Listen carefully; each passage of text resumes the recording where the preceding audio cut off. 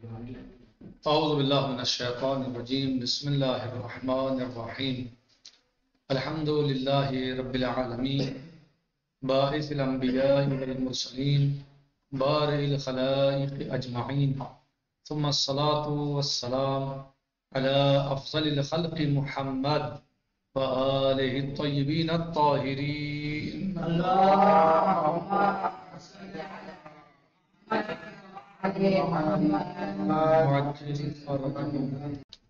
ہمارا درس اور گفتگو نبوت کی بحث میں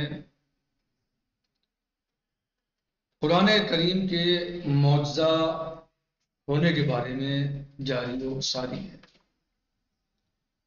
قرآن کریم ہمارے نبی حضرت محمد مصطفیٰ صلی اللہ علیہ وآلہ وسلم کا معجزہ خالدہ ہے۔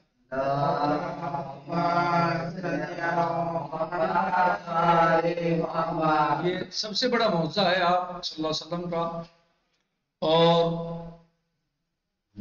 اس کی فصاحت، بلاغت، حلاوت، جاذبیت، کشش، یہ سب چیزیں ایک ایسی ہیں جو دنیا کی دیگر کتابوں میں نہیں پائی جاتی۔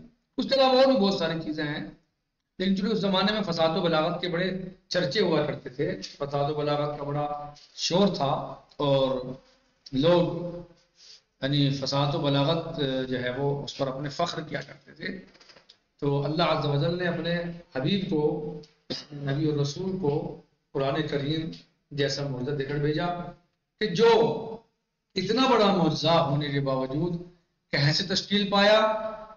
بہت ساری چیزوں سے، جن میں حروف مقطعات بھی ہیں، الف ب، الف لام میم، الف لام را، یاسین، طٰہٰ، یا صاد، مثلا یعنی چھوٹے چھوٹے حروف تھے جن کو ہر بچہ سمجھ پڑھ سکتا ہے،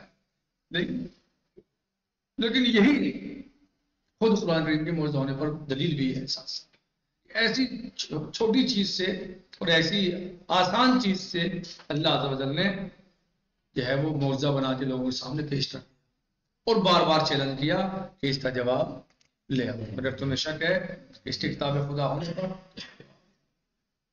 مکمل کا نہیں لا، پوری کا نہیں لا سکتے 10 آیتوں پر لے آؤ، 10 کا نہیں لا سکتے آیتوں تو 1 آیت کا جواب، اور کہا کہ تم ایسا کر نہیں سکتے، تمہارے بس کی بات نہیں ہے، تم اس کا جواب نہیں لا سکتے۔ خیر، یہ سب جو ہیں وہ چیزیں ہماری گفتگو چل رہی تھی۔ آج ہم فصاحت و بلاغت پر اس کی گفتگو کرتے ہیں۔ کہہ رہے ہیں کہ ہم جانتے ہیں کہ ہر کلام کے 2 پہلو ہوتے ہیں، ایک الفاظ، ہر کلام کے 2 پہلو ہوتے ہیں، الفاظ اور مطالب، ایک پہلو الفاظ کا اور دوسرا مطالب کا۔ ہر وہ کلام جو موزون، خوشنما الفاظ، مناسب، منظم رواں کلمات پر مشتمل ہو، اور پیچیدہ اور غیر مناسب عبارات سے پاک ہو، اور اس کے جملوں کی ساخت معنی و مراد کو کامل صورت میں زیبائی اور جذابیت کے ساتھ بیان کرے تو اسے فصیح و بلیغ کلام کہا جاتا ہے۔ کیا؟ ہر وہ کلام جو موزون، خوشنما الفاظ، یعنی خوشنما الفاظ، اچھے الفاظ، مناسب الفاظ، منظم رواں کلمات پر مشتمل ہو، اور پیچیدہ اور غیر مناسب عبارات سے پاک ہو، اس میں عبارتیں ایسی نہ ہو جو یعنی گنجلک ہوں، غیر واضح ہوں، اس سے وہ پاک ہو، اور اس کے جملوں کی ساخت، معنی و مراد کو کامل صورت میں زیبائی یعنی خوبصورتی اور جذابیت یعنی کشش کے ساتھ بیان کرے تو اسے فصیح و بلیغ کلام کہا جاتا ہے۔ ٹھیک ہے؟ قرآن مجید بطور اکمل ان 2 خوبیوں اور خصوصیات پر مشتمل ہے۔ بطور اکمل یعنی مکمل طور پر اس کے اندر یہ دونوں خوبیاں اور دونوں خصوصیات پائی جاتی ہیں۔ قرآن کریم ان دونوں خصوصیات اور خوبیوں پر مشتمل ہے۔ یہی وجہ ہے کہ آج تک کوئی شخص یہ ہمت نہیں کر سکا کہ وہ اس کی آیات یا صورتوں کے مقابلے میں کوئی ایسا کلام لا سکے جو اس کی طرح پرکشش، جذب کرنے والا، مٹھاس سے بھرپور اور خوبصورت انداز کا حامل ہو۔ کوئی انسان بھی، کوشش بہت ہوئی ہے، کوشش ہوئی، لوگوں نے جو ہے وہ کوششیں کی، لیکن کر نہیں سکے، وہ کوششیں ناکام ہو گئیں، وہ کوششیں بیکار ہو گئیں، وہ اس کتاب کا جواب نہ لا سکے، ایسی کتاب پیش نہ کر سکے۔ جو قرآن کریم میں عجیب قسم کی جاذبیت اور کشش ہے، قرآن کریم اپنے اندر بہت زیادہ جاذبیت اور کشش رکھتا ہے۔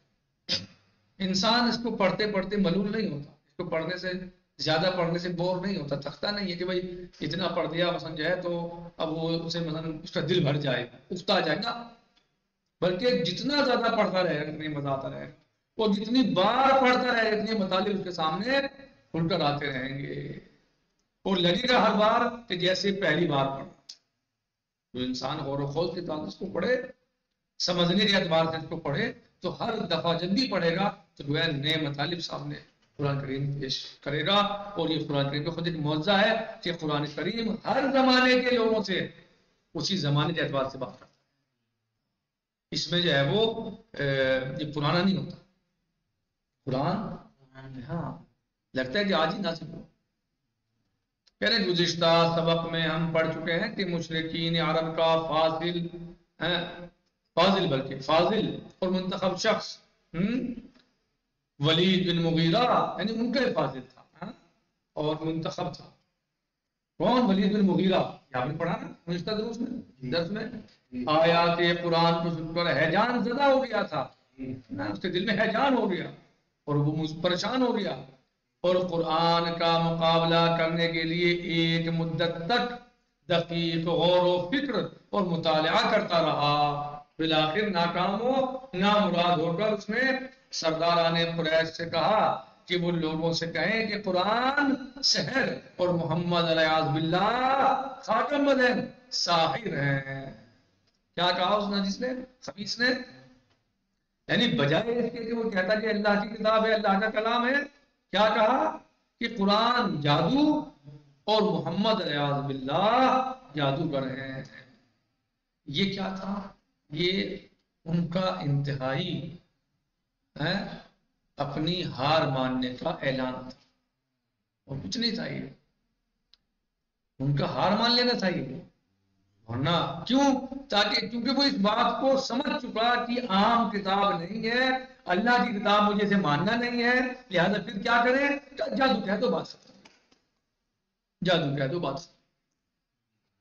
لیکن خود اس کا یہ جادو کہنا اس بات کی دلیل اور واضح اور روشن دلیل ہے کہ وہ اس بات کو مان چکا تھا کہ یہ عام کتاب نہیں ہے، اس کی جاذبیت عام جاذبیت نہیں ہے، اس کی کشش عام کشش نہیں ہے، اس کی حلاوت عام حلاوت اور مٹھاس نہیں ہے، عام حلاوت اور مٹھاس نہیں ہے، بلکہ یہ مافوق العادہ ہے، خارق العادہ ہے، عادت کے خلاف ایسا عام انسانوں کا کلام اور بیان ہو نہیں سکتا، لہذا توفیق اس سے سلب ہوئی، اور اسے یہ توفیق نہ ہوئی کہ وہ کہتا کہ واقعی یہ انسانوں کا کلام نہیں بلکہ اللہ کا کلام ہے۔ اس نے کیا کیا کہ یہ تو سحر ہے، جادو ہے، اور محمد علیہ باللہ ساحر ہے۔ مشرکین متعدد مرتبہ سحر و ساحر کی نسبت پیغمبر اکرم حضرت محمد مصطفیٰ صلی اللہ علیہ وآلہ وسلم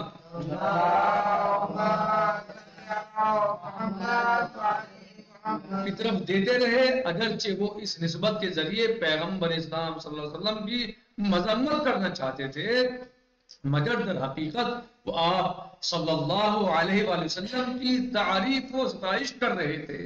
جیسے میں نے آپ کو بتایا کہ ان کا یہ کہنا کہ یہ جادو ہے، گویا ان کا اپنی عاجزی کا اقرار تھا۔ جادو حتی جادو کہنا، علیہ باللہ، کیونکہ جادو نہیں تھا، وہ علیہ باللہ کو معجزہ ہے، لیکن وہ کہہ رہے جادو، ٹھیک ہے، تو ان کا جادو کہنا اس بات کا اعتراف ہے کہ وہ ہار گئے، وہ ہار گئے، یعنی وہ اس بات کو کہہ رہے ہیں کہ عام کتاب نہیں ہے، یعنی یہ عادت کے مطابق کتاب نہیں ہے بلکہ یہ خلاف عادت ہے۔ واضح؟ یعنی مشرکین متعدد مرتبہ خیر و خیر کی نسبت پیغمبر اسلام صلی اللہ علیہ وسلم کی طرف دیتے رہے، اگرچہ وہ اس نسبت کے ذریعے پیغمبر اسلام صلی اللہ علیہ وسلم کی مذمت کرنا چاہتے تھے، مگر در حقیقت وہ آپ صلی اللہ علیہ وآلہ وسلم کی تعریف و ستائش کرتے تھے، کیونکہ یہ نسبت اس بات کا اعتراف تھا کہ قرآن مجید غیر معمولی اثر و نفوذ رکھتا ہے۔ مشرکین بجائے اس کے کہ اس حقیقت کا اعتراف کرتے ہوئے اس کے معجزہ ہونے کا اقرار کرتے اور اس پر ایمان لے آتے، اسے افسانہ سمجھتے ہوئے گمراہی کا شکار رہے اور اسے سحر قرار دیتے رہے۔ تاریخ اسلام میں ایسے کئی مواقع آئے کہ تند خو اور جھگڑالو قسم کے لوگ جب پیغمبر اکرم صلی اللہ علیہ وسلم کی خدمت میں آتے اور قرآن کی آیات سنتے تو فوراً اپنا مذہب چھوڑ دیتے۔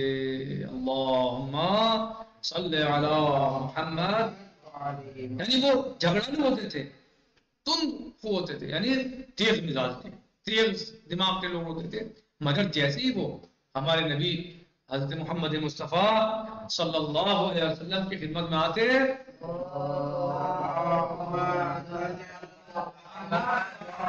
آپ کی گفتگو کو سنتے، قرآن کریم کو سنتے، تو فوراً اپنا مذہب چھوڑ دیتے اور نور اسلام سے ان کے دل منور ہو جاتے۔ یہ کمال ہے قرآن کریم کا، اور کمال تھا کہ قرآن کریم اپنے اندر انتہائی درجے کی جاذبیت رکھتا ہے، انتہائی بلند درجے کی جاذبیت رکھتا ہے کہ اگر کوئی واقعی اسے صاف دل کا انسان سنے تو وہ بغیر قرآن کریم پر ایمان لائے رہ نہیں سکتا۔ اب وہ مشرکین کیوں نہیں ایمان لاتے تھے؟ کیونکہ ان کے دل صاف نہیں تھے، دل سیاہ تھے ان کے، ورنہ صاف دل انسان جو ہے اگر قرآن کریم کو سنتا تھا اس زمانے میں بھی تو فوراً ایمان لے آتا قرآن کریم پر، لیکن وہ جو نہیں لا رہے تھے ایمان، ان کے دل سیاہ ہو چکے تھے، ان کے دل میں نقطۂ سفیدی باقی نہیں تھا، سیاہ ہو چکے تھے، تو لہذا وہ یہ تو مان رہے تھے کہ عام کتاب نہیں ہے بلکہ خارق العادہ اور ما فوق العادہ ہے یہ، لیکن کیا کہتے تھے کہ جادو، کیونکہ ان کے دل سیاہ ہو چکے تھے۔ ختم اللہ علی قلوبہم وعلی سمعہم وعلی ابصارہم غشاوۃ، ان لوگوں کے دلوں پہ مہر لگے، ختم اللہ علی قلوبہم، مہر لگی ان کے دلوں پہ، اللہ نے مہر دیا، ایمان کچھ نہیں ہوگا ان کا۔ لیکن جو صاف دل کے لوگ ہوتے تھے وہ ایمان لائے بغیر رہ نہیں سکتے تھے اور رہ نہیں پاتے تھے، اور نور اسلام سے ان کے دل منور ہو جاتے۔ یہ واقعات اس چیز کی طرف واضح اشارہ ہیں کہ قرآن مجید کی کشش اور اس کی فصاحت و بلاغت یقیناً ایک معجزہ ہے۔ ماضی بعید کی بجائے موجودہ زمانے کے ماہرین ادبیات عرب کا حال بھی یہی ہے۔ ماضی بعید ہے، اس زمانے کے لوگ تھے، قدیم زمانے جب پیغمبر اسلام صلی اللہ علیہ وسلم پر قرآن کریم نازل ہوا اور آپ ظاہری طور پر دنیا میں تشریف فرما تھے، موجود تھے، اسے چھوڑیے آج کے زمانے کے جو لوگ ہیں ماہرین ادبیات عرب، ان کا بھی یہی حال ہے۔ وہ جتنا بھی زیادہ قرآن کریم پڑھیں اور بار بار پڑھیں، نہ صرف اس تکرار سے نہیں تھکتے بلکہ ایک روحانی لذت کا احساس کرتے ہیں، جیسے میں نے آپ کو مستقل میں بول رہا ہوں کہ جتنی بار پڑھتے ہیں تھکن تو کیا محسوس ہوگی، بلکہ ان جتنی بار پڑھتے ہیں اتنا ہی زیادہ لطف بڑھتا چلا جاتا ہے اور ہر بار ایسا لگتا ہے کہ جیسے وہ کوئی نئی چیز پڑھ رہے ہیں۔ قرآن کریم کی تعبیرات بہت دقیق اور منظم، بیان کی پاکیزگی اور متانت، ساتھ ہی ساتھ بہت ہی واضح و آشکار اور وقت ضرورت پر بہت ہی محکم اور شکست دینے والی ہیں۔ یعنی جو قرآن کریم کی تعبیرات ہیں وہ بڑی دقیق ہیں، گہری ہیں، عمیق ہیں، منظم ہیں، ایسا نہیں ہے کہ ایسی بغیر کسی تنظیم، نہ منظم ہے۔ اس کے بیان کی پاکیزگی اور متانت اور اس کے ساتھ ساتھ وہ باقاعدہ واضح و آشکار اور وقت ضرورت پر بہت ہی محکم مضبوط اور سامنے والے کو دندان شکن جواب دینے والی ہے۔ یعنی سامنے والا قرآن کریم پر کامیابی حاصل نہیں کر سکتا، بلکہ قرآن کریم اعلیٰ ہے، جیسے آپ پہلے بھی اعتراف ہیں مشرک کا ولید بن مغیرہ کا اعتراف سن چکے. ہاں کیا کہا ولید بن مغیرہ نے؟ وَإِنَّ لَهُ لَحَلَاوَةً وَإِنَّ عَلَيْهِ لَطَلَاوَةً وَإِنَّ أَعْلَاهُ لَمُثْمِرٌ وَإِنَّ أَسْفَلَهُ لَمُغْدِقٌ وَإِنَّهُ يَعْلُو وَلَا يُعْلَى عَلَيْهِ. انہو یعلو ولا یعلا علیہ. اس کی گفتار میں مخصوص مٹھاس تھی اور کلام میں ایک خاص قسم کی ایسی خوبصورتی تھی جیسے ایک توانا درخت پر پھلدار ٹہنیاں ہوں. اور وہ مضبوط اور محکم کلام ہے اور جو ہر چیز سے بلندر ہے اور کوئی بھی اس کلام سے بلند نہیں ہو سکتا. یعنی وہ سب سے بلند کلام. انہو یعلو ولا یعلا علیہ. اس سے بلند کوئی کلام ہو ہی نہیں سکتا. یعنی کہ اس جو بہت ہی اور وقت ضرورت پر بہت ہی محکم اور شکست دینے والی ہے. تعبیرات کی یہ بات واضح رہے کہ نزول قرآن کے زمانے کے لوگ ادبی اعتبار سے بہت ترقی یافتہ اور دقیق نہ مانیا کہ وہ ایسے تھے نہ. اس زمانے کے لوگ بڑے ماہر ادب تھے, ادب کے ماہر لوگ تھے, ماہر ادبیات تھے اور دقیق لوگ ہوتے تھے. ایسا نہیں ہونا چاہیے قرآن کے مقابلے ایسے نہیں تھک کے بیٹھ گئے وہ جواب نہ لانے سے. نہیں, پوری کوشش کی ہے, لا نہیں پائے. پوری محنت کی, کوشش کی. اور وہ کوئی ایسے نہیں تھے اس زمانے میں, بلکہ وہ پڑھے لکھے لوگ تھے اس زمانے کے, ماہر تھے, ماہر ادبیات. یہی وجہ ہے کہ زمانے جاہلیت کے اشعار آج بھی اشعار کے بہترین نمونے شمار ہوتے ہیں. کس کے؟ جو زمانے جاہلیت کے عربی اشعار تھے وہ آج بھی ادب میں شمار ہوتے ہیں. اور عربی اشعار صحیح ہے, نمونے شمار ہوتے ہیں وہ آج بھی عربی ادب کے. ٹھیک ہے. تو قرآن کریم اللہ عز و جل کا بھیجا ہوا, دیا ہوا ہمارے نبی حضرت محمد مصطفیٰ صلی اللہ علیہ وسلم کا معجزہ ہے. اور اس کی فصاحت و بلاغت کا, اس کی مٹھاس اور جاذبیت کا نہ کل جواب تھا نہ آج جواب ہے. اور اس کے اندر جو کشش پائی جاتی ہے اس زمانے میں بھی جو خالی ذہن اور صاف ذہن کے افراد آتے تھے وہ قرآن کریم سننے کے بعد قرآن کریم پر ایمان لائے بغیر رک نہیں پاتے تھے, بلکہ قرآن کریم پر ایمان لاتے تھے اور فوراً وہ ہمارے رسول صلی اللہ علیہ وسلم کے چاہنے والے ہو جاتے تھے. کیونکہ قرآن کریم ایک پرکشش متانت سے مملوء اور اس کی تعبیرات دقیق اور منظم اور اس کا بیان جو ہے وہ پاک و پاکیزہ اور اس کے ساتھ ساتھ بہت ہی واضح اور روشن اور آشکار ہے. اور وقت ضرورت پر یہ محکم اور شکست دینے والی تعبیرات ہیں جو قرآن کریم کے اندر پائی جاتی ہیں. لہذا جو اس وقت پہ لوگ مجبور ہوئے ہیں جنہوں نے مثلا اپنے گھٹنے ٹیکے ہیں جبکہ وہ قرآن کے بھی دشمن تھے, اللہ کے رسول صلی اللہ علیہ وسلم کے بھی دشمن تھے, اس کے باوجود بھی ان نے ٹیک دیے. کیوں ٹیکے؟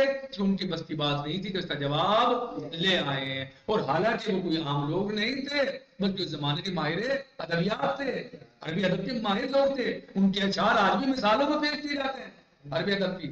لیکن چونکہ قرآن کریم ما فوق العاده خارق العاده اللہ عز و جل کا عطا کیا ہوا ہمارے نبی حضرت محمد مصطفیٰ صلی اللہ علیہ وسلم کا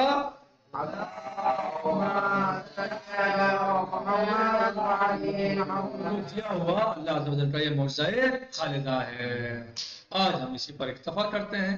امید کرتا ہوں کہ آپ لوگ سمجھ گئے ہوں گے. باقی انشاءاللہ اس کو ہم مکمل کریں گے آنے والے درس میں. والحمد للہ رب العالمین وصلی اللہ علیہ سیدنا و نبینا محمد وآلہ الطیبین الطاہرین.